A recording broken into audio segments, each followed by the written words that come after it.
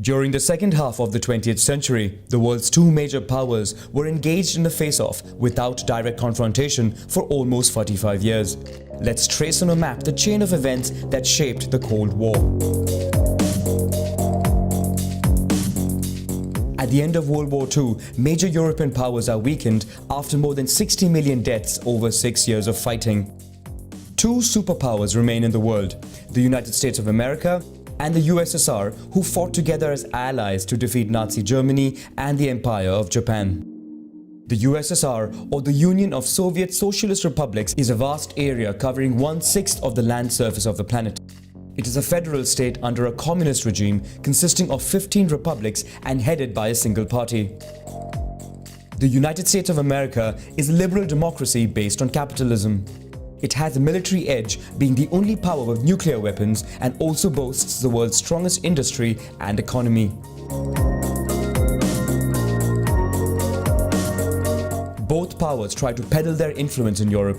The US, under its Marshall Plan, offers substantial loans to European countries to revive the economy and establish trade links. The USSR, for its part, wants to protect its borders and set up pro-Soviet governments in liberated countries. Europe is found divided into two blocks and separated by what is called the Iron Curtain.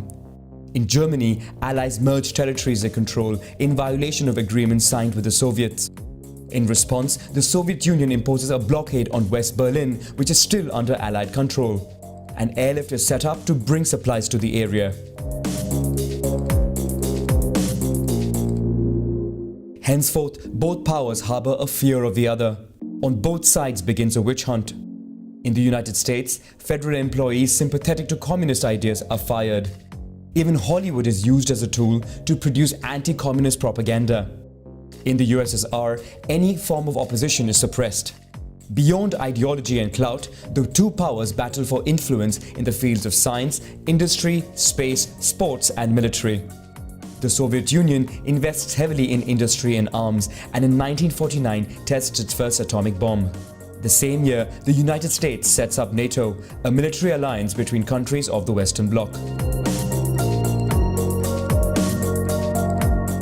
Throughout the Cold War, there would be many indirect confrontations between the two powers and their allies. The first one takes place in Greece, where a rebel communist militia from the Second World War, supported by the Soviets and armed by Yugoslavia, enters into a civil war against a traditional monarchist party, supported and financed by Britain and then the United States. However, following tensions, the USSR breaks its alliance with Yugoslavia. As a result, Greek communists lose vital support and are forced to lay down their arms. Greece then becomes part of the Western Bloc.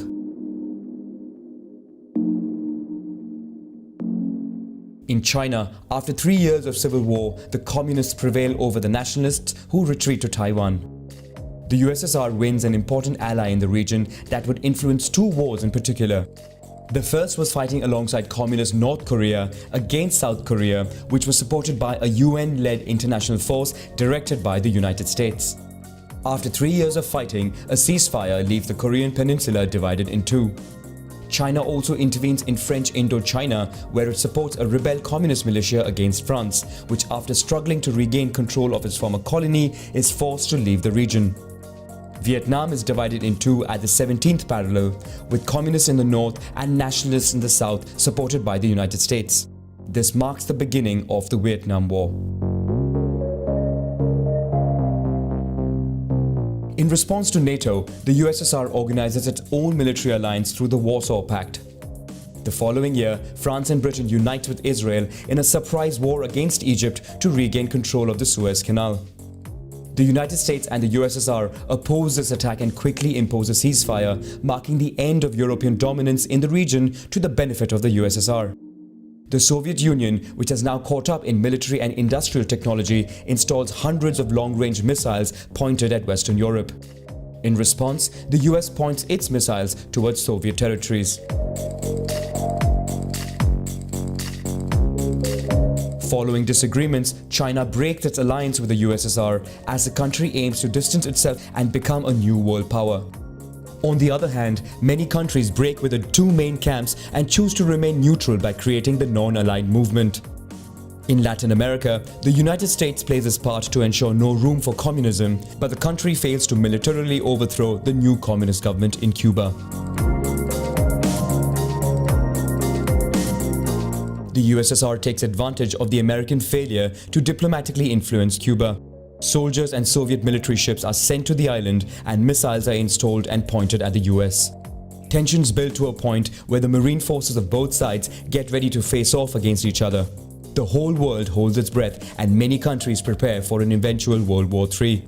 But after negotiations, the USSR agrees to withdraw and remove its military facilities if in return the US promises not to attack Cuba and removes its missiles in Europe. This de-escalates the situation.